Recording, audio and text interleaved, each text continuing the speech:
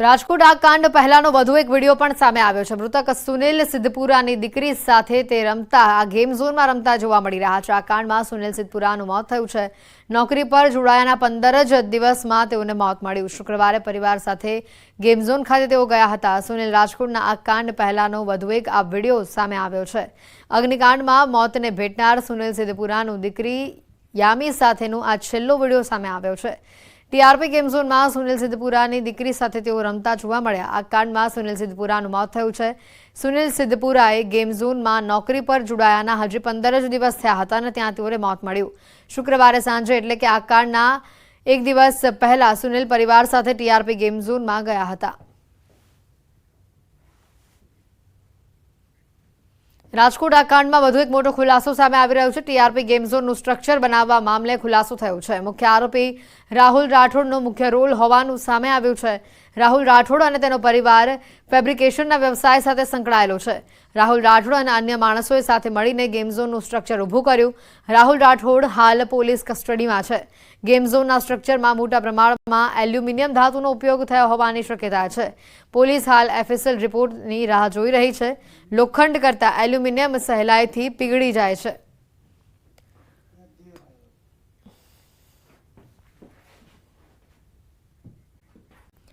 તો exit poll અંગે વિજય રૂપાણીનું પણ નિવેદન સામે આવ્યું છે। ન્યૂઝ 18 સાથેની વાતચીતમાં વિજય રૂપાણીની ખાસ પ્રતિક્રિયા આવી। 400 પારના લક્ષ્યાંકની સામે રૂપાણીનું આ મોટું નિવેદન સામે આવ્યું છે।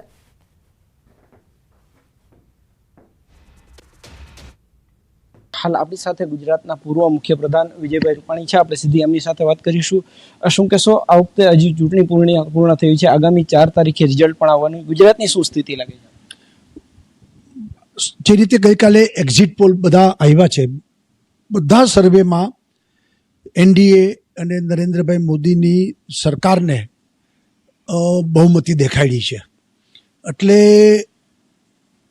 ચાલો અડધામાં કંઈક બીજું આવ્યું હોત ને અડધામાં બીજું આવ્યું હોત તો જો ને તો એક બનત, પરંતુ બધા સર્વે એનડીએને વધુ સીટો દેખાડે છે।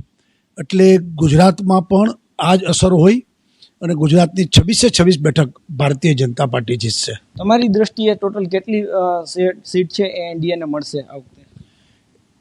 એનડીએને આ વખતે લગભગ હું માનું છું કે 360થી વધારે બેઠકો મળે એવી શક્યતા છે।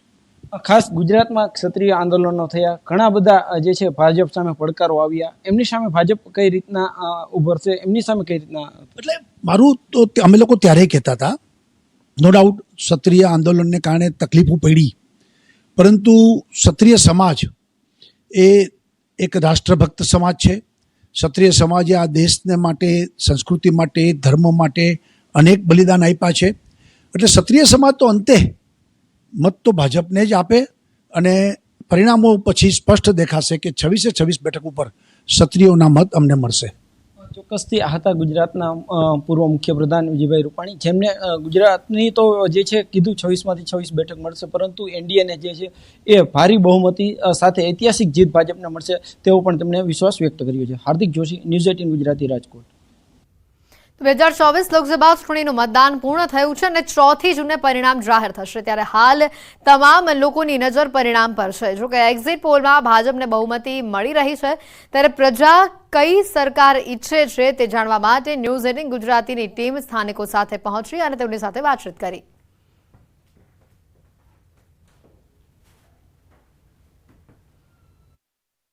લોકસભા 2024ની ચૂંટણી પૂર્ણ થઈ, હવે 4મી તારીખે જેનું પરિણામ આવવાનું છે। ગઈકાલે છેલ્લા તબક્કાનું મતદાન પૂર્ણ થઈ ચૂક્યું છે અને હવે 4મી તારીખે જ્યારે પરિણામ છે ત્યારે જે એક્ઝિટ પોલો છે, એક્ઝિટ પોલો કેટલી વાતે સાચું પડે છે। આપણે ખાસ વાત કરીએ તો જે એક્ઝિટ પોલોની જે પોલ છે એ કે જે 26માંથી 26 જે ગુજરાતમાં આવશે, અન્ય રાજ્યમાં પણ જે ભાજપ બહુમતી લઈ જાય છે, પરંતુ પ્રજા શું ઈચ્છી રહી છે, પ્રજા શું વાત કરી છે, એમની સાથે વાત કરીએ। બેન, લોકસભા 2024ની ચૂંટણી પૂર્ણ થઈ ગઈ છે, 4મી તારીખે પરિણામ છે, કેવી સરકાર ઈચ્છો છો અને એક્ઝિટ પોલો જે કહી રહી છે કેટલું સાચું? બસ ભાજપની સરકાર બનશે, એક્ઝિટ પોલ સાચી છે। દર વખત અગાઉ પણ ચૂંટણીઓમાં જે એક્ઝિટ પોલના એ હતા એ સાચા જ હતા અને આ વખતે પણ ભાજપની સરકાર બનશે। ખાસ કરીને વાત કરીએ તો જે કેવી સરકાર ઈચ્છો છો? ગત તમે પણ ભાજપ હતી, આ વખતે પણ ભાજપ બહુમતી જીતે છે એવું એક્ઝિટ પોલો બતાવી રહ્યા છે.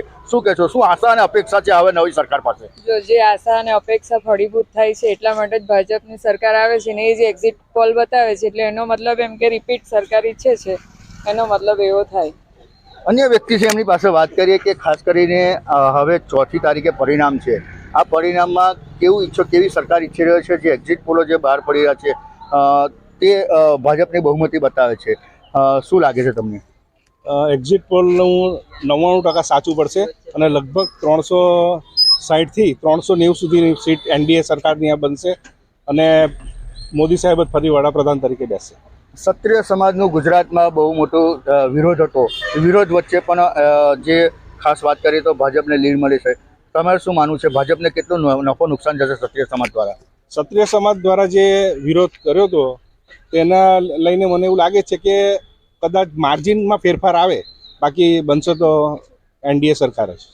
ખાસ વાત કરીએ તો 400 પારને ભાજપનું સૂત્ર હતું. શું લાગે છે તમને? 400 પારનું સૂત્ર હતું, એમાં ભાજપના જ એવું કહેવા માંડ્યા છે કે હવે અમે 400 પાર જવાના નથી અને 5 લાખની મતથી જીતવાની વાત હતી એ સામે ચાલીને લોકો એવું કહે કે હવે અમારું 5 લાખનું ટાર્ગેટ નથી, અમે જીતીશું કે કેમ તે એક પ્રશ્ન છે. એમને અમારે પ્રશ્ન કરવો કે તમે જીતશો કે કેમ તે એક પ્રશ્ન છે. કઈ રીતે? આજ સુધીના એક્ઝિટ પોલો છે ને એ બધા ખોટા જ આવ્યા છે. તમે પણ જાણો છો ને અમે પણ જાણીએ છીએ.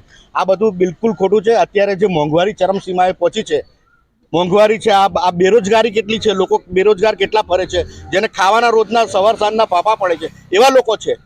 તો કઈ રીતે તમે એનડીએની સરકારને મત આપવાના છો? કેવી સરકાર ઈચ્છો છો તમે હવે? અમે તો ઇન્ડિયાની સરકાર છે, કોંગ્રેસની સરકાર આવશે, 295 સીટ સાથે આવશે. બહુમતી જ નહીં આવે તો શું કરશો? બહુમતી નહીં આવે તો વિરોધ પક્ષમાં બેસીશું, એ તો બેસવાનું જ છે ને. પણ મને એવી આશા છે કે અત્યારે 295 સીટ લાવીને ઇન્ડિયા ગઠબંધન છે એ સરકાર બનાવે છે. વલસાડ ડાંગ લોકસભા બેઠકની ચૂંટણીની મતગણતરીની તૈયારીઓને આખરી ઓપ અપાઈ રહ્યું છે. વલસાડ ડાંગ લોકસભા બેઠક પર કુલ 24 રાઉન્ડમાં મતગણતરી હાથ ધરવામાં આવશે. પ્રત્યેક રાઉન્ડમાં 14 ટેબલની વ્યવસ્થા કરવામાં આવી છે. મતગણતરી કેન્દ્રમાં મોબાઈલ લઈ જવા પર પ્રતિબંધ મૂકવામાં આવ્યો છે. સરકારી એન્જિનિયરિંગ કોલેજમાં મતગણતરી હાથ ધરવામાં આવશે. મતગણતરી મથક પર 3 લેયરમાં સુરક્ષા બંદોબસ્ત ગોઠવવામાં આવશે. ગરમીના કારણે મતગણતરી મથક પર પાણી સહિતની જરૂરી સુવિધાઓ અને એમ્બ્યુલન્સની પણ વ્યવસ્થા કરવામાં આવી છે. વલસાડ જિલ્લા કલેક્ટરે મતગણતરી પ્રક્રિયાની તૈયારીઓની સમીક્ષા કરી. મતગણતરી પ્રક્રિયા સામાન્ય લોકો પણ લાઈવ નિહાળી શકે તે માટે પણ તંત્ર દ્વારા વિશેષ વ્યવસ્થા કરવામાં આવી છે.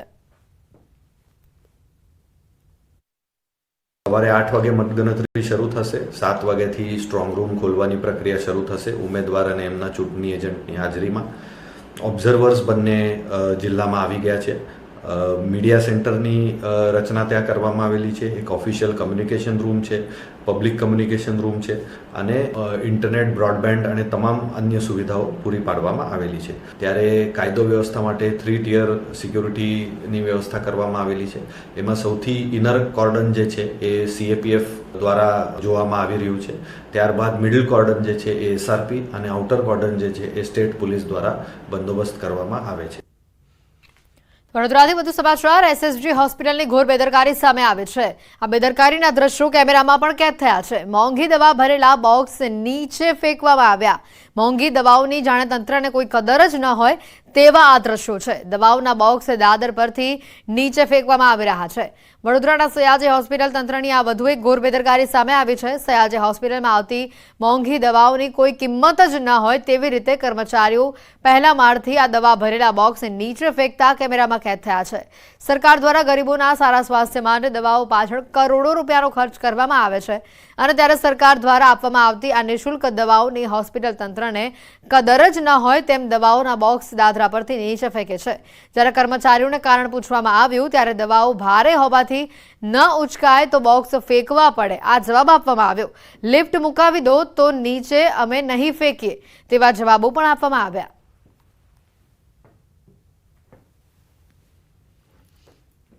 તકલીફ એમને લઈને આવવાની તકલીફ પડે ભાઈ.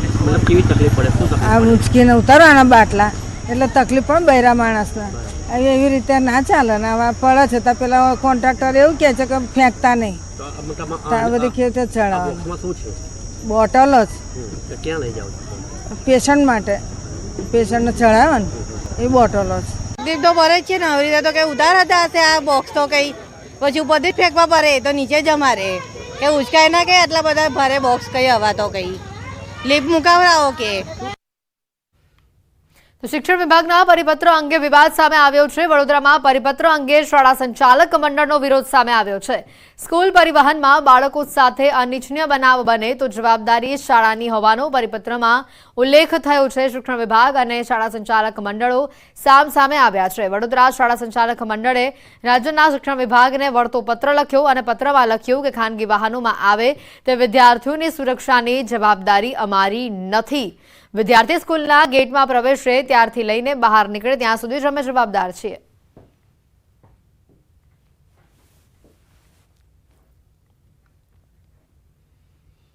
રાજકોટથી સમાચાર આવી રહ્યા છે. બાળકી સાથે અડપલા કરનારને મેથી પાક ચોખાડવામાં